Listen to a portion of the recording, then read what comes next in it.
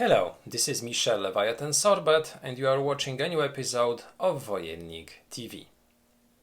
I started playing board games somewhere in the middle of the 80s, and at the beginning of the 90s it was still one of my major activities. But then I started playing collectible card games, Magic the Gathering, Rage, Dune, Dark Eden and several others. So for many years board games went into decline in my activities, and it's only somewhere in 2007 or 8 that I decided to return to classic or modern board games.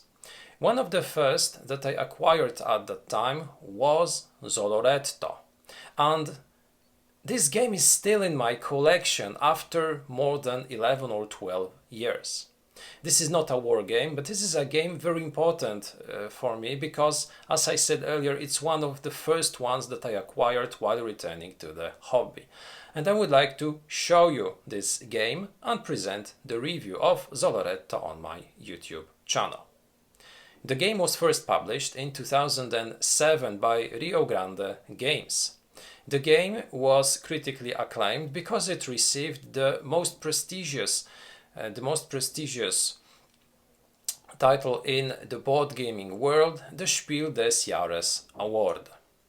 The game was also published in Poland in 2008 by G3, and it was published in several languages all around the world. The game was designed by Michael Schacht, and the game is a reimplementation of an earlier title of the same author, which was called Coloretto. Zooloretto is a game for 2 to 5 players aged 8 or higher, which should be played in 45 to 60 minutes, in which we will be building our own zoo. In this zoo we will be trying to create the most interesting enclosures with the most interesting animals. We will be building vending stalls for the visitors, and we will be trying to accumulate the most possible number of points. How this game looks, how this game works, and what I think about it, let's check it right now. Here is Zooloretto in all its glory, prepared for a 2-players game. Now, before the game starts, we should prepare it, so each and every player will receive his own zoo board, one main board on which we will find 3 enclosures, place for vending stalls and the barn. Additionally, each player will receive one more small board, double-sided, and on the front side of this board is an additional enclosure which will be activated during the game. Now, in a 2-players game, the players will receive 2 such additional enclosures. If we play a 3, 4, 5 players game, each player will receive only one such an additional board. Additionally, before the game starts, we should separate the counters and count down the species, because in this game we have several species. We have, for instance, kangaroos, we have monkeys, we have elephants, we have camels, etc. And the number of species during each play will depend on the number of players. If we play, for instance, a 2-players game, 3 species should be removed, and their tokens should be removed from the stack, from the reserve before the game starts. What also should be done is preparing an additional stack of 15 tiles, which are removed from the game and kept apart. The game will last up until all the standard tiles are drawn and used, and when one of the players wants to pick another tile and the reserve is empty, he can pick a tile from this additional stack. When he does, it will indicate that this is the last turn of the game. at the game's end, the number of points are scored and the player with the most number of points is declared the winner. So scoring in Zooloretto will be done only once at the game's end. What the scores are given for, what the points are given for. First of all, each of the enclosures which are both on the main and on the secondary board are worth a certain number of points. Those points are indicated next to the enclosure and there are two values. The first one is for a situation where all the places on the enclosure are being filled with animals. So if we manage, for instance, to fill the big enclosure with elephants, we will receive 10 points. But if we do not manage to do it, and if only one empty space is left at the game's end, we will earn the number behind the backslash, so in this case 6 points. If we fail to achieve the first case, so filling all the enclosure or leaving only one space empty, we will get 0 points unless we have a vending stall next to this enclosure. If we do, we will receive a number of points equal to the number of animals in our enclosure.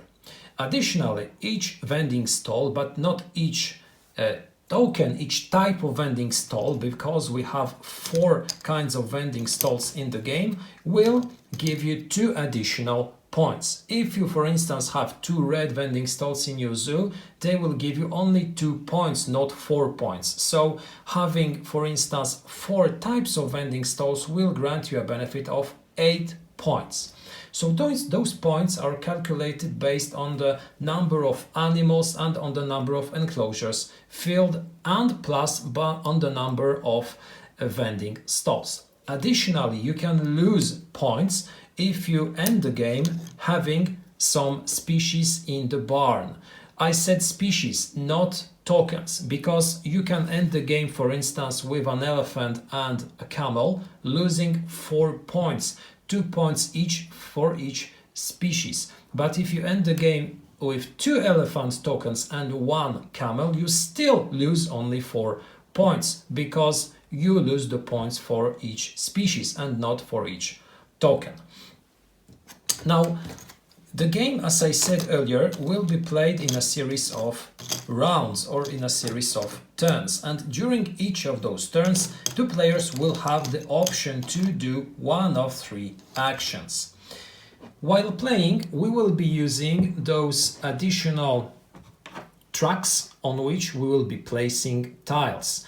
And while playing a 2-player game, we'll be using 3 tracks with already 3 places filled, as you can see. One track will have 3 empty spaces, the second one 2 empty spaces, and the third 1 empty space. This is the 2-player variant. If you play a 3 or 4 players game, you will be using 3 or 4 tracks without any filled spaces. Now, during your turn, you can do several things. First of all, if there is absolutely nothing on any tracks, you can grab one of the tokens. You can keep those tokens in a pile, in a stack, or you can use also the bag which is added to the game. It all depends on how you want to lay those counters down. You just choose one of those tokens, you show it to everyone, and you decide where to place it. You have to place it on a track. You cannot take it, you cannot place it directly in your zoo. You have to fill one of those empty spaces on one of the tracks, and that's it. You end your turn by doing so. The next player also has the option to take one counter and again decide to place it somewhere on one of the tracks, and he again ends his turn, and so on. But when it is your turn, you can also decide not to draw a counter. You can decide to take one of the tracks on which there is at least one counter placed So one of the players before, maybe you, placed one or more counters on such a track during his or her earlier moves. So at this point you can say, well, no, I'm not drawing a new counter, I'm taking this track. And when taking a track, you can transport all the counters which are on such a track to your zoo. Money is added to your reserve because you start the game with 2 coins. Each coin token is added to your reserve so that you receive additional coins. Animals are placed on enclosures, and you can put animals only on empty enclosures or on enclosures when there are already animals of the same species. So you cannot mix, for instance, elephants with camels. But if you grab a new track with a camel counter, you can, and you even should, add this camel to its fellow camel who is already somewhere on your enclosure. If you have several animals, you can just put them on different enclosures. But at some point, you will have all your enclosures filled with animals or occupied with species. So if you happen to draw a track with another species, so a species which you didn't have up until now in your zoo, you will have to put it in your barn. The barn is the only place where different species can live, can be laid. The enclosures can have only one type of animal inside them. Now, as I said earlier, having animals in your barn is not a very good idea because you will lose points for its species at the game's end. So the major objective will be to fill those enclosures. First of all, to gain points, but additionally to gain some bonuses. As you can see, there are some coins drawn next to the points indicated on the board. If you manage to fill the entire enclosure with your animals, you get the bonus. So in this case, for the small enclosure, we will get 1 additional coin. For the middle enclosure, 2 coins. The big enclosure has absolutely no bonus. No, it does have a bonus, but it's not. This is not additional. This is not an additional coin. You will receive a special bonus, a special tile, which is the polar bear tile, which is a small expansion for Zooloretto. Now, the first player who manages to fill his big enclosure receives the polar bear, which is placed next to his or her zoo. And the polar bear will help you during the final scoring because all your negative points, which would be added and then reduced from your final score, will be divided by 2. So having, for instance, 2 species at the game's end in your barn normally means you will lose 4 points. With the polar bear, you will lose only 2. So this is a very good thing, but this small tile is only attributed to the first player who manages to fill his big enclosure. Now, I said that there are 3 actions. The first 2 are taking a token and placing it face up on one of the tracks. The second one is taking a track. Taking a track is an action which ends your turn. So you have to always carefully decide if you do want to take this action, because when you do take this action, your opponent can freely play consecutive actions, and he can, for instance, draw a token and then again draw a token, then again draw a token, and only at this point he can decide to grab his track and end his turn. But there is also another action which is possible apart from taking a random token and putting it on a track and taking one of those tracks. It is the money action, and there are 3 types of such actions. Each of them will require a certain amount of coins. The first and most expensive action is expanding your zoo. As you can see on the reverse side of the additional board, there are 3 coins which indicate that building this additional enclosure will require you to pay 3 coins to the bank. At the moment you do decide to take this action, you can freely also use this additional enclosure, which, as you can see, can be filled with up to 5 animals, which also has a place for a vending stall and which can grant you an additional coin if you fill the entire enclosure. So this is the most expensive action, but a very easy action to understand and to use. The second action will require 2 coins and it can be used in 2 ways. The first one will be to get rid of 1 token from your barn. You can pay 2 coins to the bank and decide to get rid of one of those tokens, to discard it permanently from the barn. If you do, you just pay and take this token and take it out from your barn. This is a way to reduce the number of tokens in your barn, so to reduce the number of negative points which you could receive if those animals stayed in your barn up until the game's end. The second possibility of using 2 gold coins is buying an animal from one of your opponents. You can, if any of your opponents happens to have an animal in your barn which interests you, buy this animal by paying 2 coins. One of those coins will be paid to the bank and the second coin to the owner of this animal. You pay, you grab this animal from his barn and you put it directly in your zoo. So this is a nice action because it enables you to fill your enclosures with animals. Sometimes you get unlucky or you cannot draw the tokens that you want, or somebody grabs the tracks that you wanted.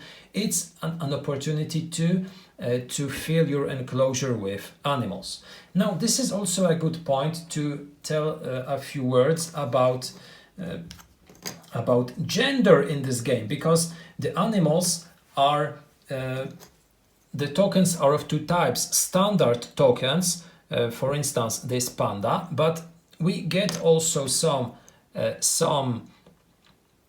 female and male in this game. So we get some,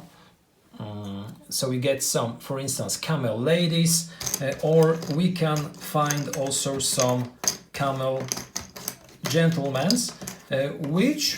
who can and will from time to time spend time together on the same enclosure. And when they do, when they meet on one enclosure, they will produce a baby. So if you happen to have both a male and a female from one and the same species, you also receive 1 additional baby token, which is directly placed into the same enclosure where the parents were placed. So this is also a way to fill your enclosure. But be aware that if you have an enclosure with only 1 free space, you place a parent who produces a baby with a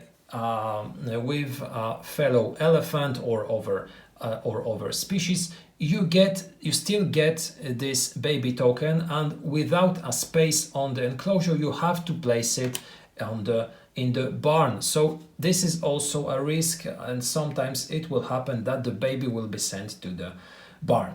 But it is also a very nice way to get additional animals, because you can, for instance, grab a track with only 2 tokens, and in the end receive 3 tokens thanks to this additional rule. Now the last action, which is possible to be taken using coins, is an action which requires you to pay only 1 coin. And here you have again 2 possibilities. First, you can move one of the tokens in your zoo to another place. So for instance, you can take this small elephant and place it into an empty space on an empty enclosure. I cannot, of course, place it with the panda or with the camel, but I can freely place it on a new enclosure. I can also, if I had, for instance, a vending stall here, move this vending stall to another place in order to secure some additional points. The second option is an exchange. This is also a very interesting and very cheap action which allows you to exchange two species from two different enclosures or from an enclosure to the barn. So in the previous example, in such a configuration, if you draw an elephant gentleman and you place it here, the baby will be born inside the barn. So before grabbing the truck, you can, for instance, exchange those elephants with this panda, and so you free a new place. So when you draw this elephant, one empty space will be still present inside this enclosure, and the small elephant will fill this place, giving you 2 additional coins at the same time. So the exchange is an extremely powerful action which can be taken also during your turn. Money actions do not end your turn, so you can take an action, a money action, give the initiative to your opponent and still act during other parts of the turn. As I said earlier, only taking the track ends your turn. Now the game is played in such a way up until the last token from this pile, the stack, is drawn, and when one of the players decides to draw one additional counter from this separate stack, this is the final turn. Each player can end his turn, still will get a track and still will be able to place those tokens inside his zoo, but he won't be able to do anything else. So if he wanted to spend some money, it is too late. He has to do it earlier. When all the players ended their final turn, we count the points for the enclosures, for the additional animals in case they are placed inside an enclosure with a vending stall, for the different types of vending stalls, and we subtract the number of negative points for each species inside your barn. The player who has the most number of points at this point wins. In case of a tie, it's the most wealthy player who wins. And that's it when it comes to the rules, to the components of Zooloretto. Let's pass to a conclusion. I would like to give you my final thoughts about this title. At the beginning of this video, I have said that Zooloretto was one of the first games that I have acquired while returning to the board gaming hobby. And after some 10 or 12 years, this game is still here in my collection. And it is not in a cellar, it is not stocked somewhere under more heavy games, it is still part of my heavily played titles. So I'm returning to this game from time to time and I'm always having fun with it. So based on those info, you now know that I really like this title, and I would like to explain you why. The first reason why I like Zooloretto, why I think it is what I think is a strong point of this game, is its visual aspect and its theme. Almost everyone likes animals, and why not like a game which enables us to create a zoo? Well, this game is so nice to see, so beautiful and so pretty, at the same time so functional, that I believe that it is one of the games which really stand out when it comes to the quality of the components. Everything is so logical in this game. We have those tiles, we have those zoo tiles, we have those animal tiles, we have well-written rules. This is all just great. I like the theme, I like games about animals, and this is also a thing that will suit almost everyone, because animals is something that both children like, adults like, so this is a game which will connect generations, which will connect people with different interests, so this is nice. The second aspect, which in my opinion is a strong point of Zooloretto, is the fact that this is a very easy to learn, very easy to teach title. And this is something very... this is something associated to all the games which were granted the Spiel des Jahres award. Those games are all relatively simple to learn, relatively simple to teach, but at the same time they have plenty of decisions to take. So this is not an exception, and Zooloretto is a game really very easy to teach, and even small children, not only aged 8 or higher how it is described on the publisher's website, it is a game which even 5-6-year-olds can play without any major problems. This game is at the same time a game with full of decisions, but I'd like to return to this specific topic in a few moments.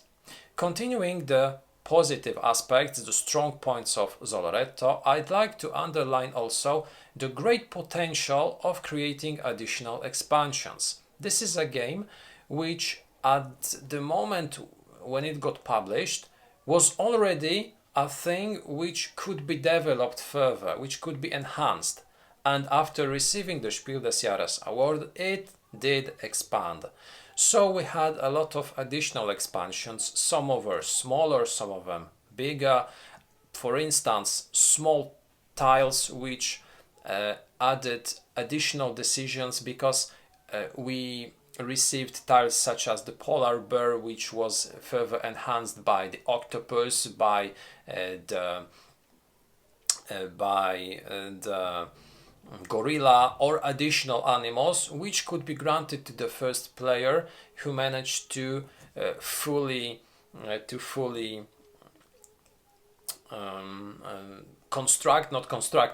occupy his big enclosure with animals, fill his big enclosure with animals. So those expansions, later published by Rio Grande Games and even by fans, because we can find some additional fan-made expansions, enhance the game a lot. I like the replay value, and I believe it's a huge element in Zooloretto. It's a great positive aspect of this game, because although the fact that we have only one mode, the two-player mode taken apart, it's still a game which has a full of random elements which make this game different each time. So the random distribution of the tiles, the random moments when you will decide to take your track with the animals, the fact that each time you will place different species in different enclosures, the random distribution of the vending stalls will impact the way that your zoo will finally look like. Having a different number of babies in your zoo also can be a thing that differentiates one zoo from another. So each time while looking at your final zoo, you will be seeing something new. What I really like in this game, what I believe is one of the strongest points of this title, is the huge interaction between players. Now, this is the first time when it should be very strongly underlined that Zooloretto is not only a game for children and not only a family game. It is sometimes a very confrontational title, and this interaction aspect between the players is this layer of the game in which this interaction and negative interaction from time to time is the most enhanced, is the most visible, because this is a game which can be very nasty. You can steal a track which your opponent prepared from the beginning of the round. you can grab one of his animals from his stand in order to take it into your zoo. Sure, paying him 1 coin, but in the end you will be taking an animal which he wanted to place in his enclosure during his next move.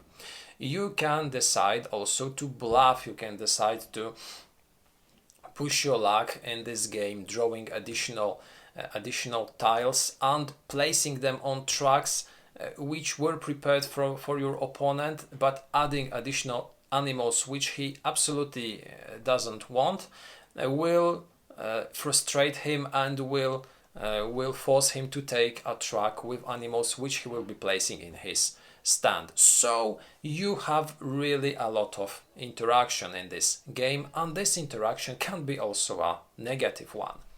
This is one of the reasons why Zooloretto is, as I said earlier, not only a game for children or for families, it's also a game for gamers.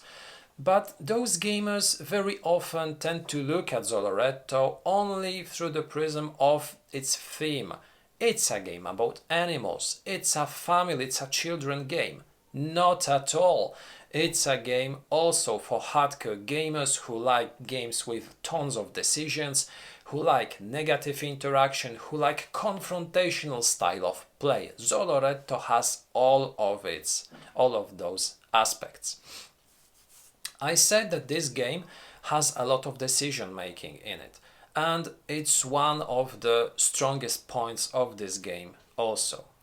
I have very often heard opinions that this game is random, that this game is just about luck in drawing some tiles which will suit your zoo. No, I strongly disagree with this opinion, and saying this, I'd like to back it by underlining the number of my plays. I have played this game hundreds of times. If I'm looking at all the games from my collection and at all my nearly 40 years of gaming, Zooloretto will be one of my most heavily played games. So when I'm saying this game is not too random, that this randomness can be mitigated, I'm basing it on my hundreds of plays. I had a winning streak of 16 or so plays against good gamers, against players who played Zooloretto earlier, but who just couldn't win, because each time I was able to accommodate my strategy to their style of play and at the same time find the correct balance between pushing my luck and maximizing my points. And this is a crucial aspect of the game. Timing is everything in Zooloretto. You have to very carefully decide when to grab a track, where to draw a new animal tile, and when to use your coin actions. Those are the crucial elements. And believe me, the randomness in just drawing a tile is in a very big proportion mitigated by your own decisions. And after ending a game of Zooloretto, I almost never have the feeling that my final score is due to luck. I have the feeling that it is due to my decisions. I am asking myself, could I have taken this track earlier? Could I have placed this animal on a different track? Those are the elements which at the end decide of your score. So what are the weaker points of this game? Because I have already said that some people say this game is random, is based on luck. Up to some point, yes, but it is, as I said earlier, a game which can be strongly controlled if you know how to do it. The second aspect is the fact that many people think this is a family game, a game for children. I have already said that this visual external aspect means that some people will think of this game as an easy game, an entry game for players. But this can be also a game for hardcore players. Believe me, it can. If this game was to be published with a different theme, for instance with a warrior theme, with a Star Wars theme, players would think of it very differently. But here when we have kangaroos, when we have camels, it's a family game, and it is in this shelf. But don't be fooled, it's a game in which this negative interaction and this decision making can be agonizing. What I think is a small issue in this game is its scaling, because while playing 2-player games, I have a feeling of total control over the game. While playing 3-4-player games, it's a little bit smaller. I believe this game is lag prone in the most at 5 players. Here I can agree that games can be sometimes too random, because you can plan things ahead, but with so many players at the table it's difficult to maximize your effort. But it is also a moment to change your strategy, because 2-player games will be played totally differently than 5-player games. In 5-player games you will not be trying to bluff, you will not be trying to fool your opponent unless you're head to head when 3 players already took their tracks. In 5-player games you will almost always try to maximize your points in the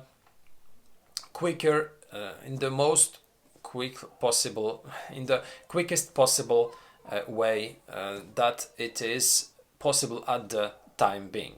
So you will be drawing tiles and placing them on tracks, and if these tracks returns to you, you will grab it instantly without trying to push your luck too much, because this almost always in 5-player games ends in disaster. So Zooloretto is a very interesting game, a game which I still have in my collection after so many years, and that I really enjoy a lot playing. I like its theme. I have absolutely nothing against the animal aspect, against this animal theme. I love the decision making in this game. I love building my zoo, and believe me, the satisfaction of having a perfect zoo with the maximum number of points is something very thrilling, something that I really like. So if you have the possibility and opportunity to try Zooloretto, give it a chance, give it a try. Don't look at it as just a family game. Play it a few times to see much more depth than you could expect at the beginning. This is a game that really deserves some love. This was the review of Zooloretto, published initially 2007 by Rio Grande Games. Thank you a lot for watching this video. I invite you to also take a look at our other materials. We have also some interesting stuff on Facebook and Instagram. Have a fantastic day and see you next time.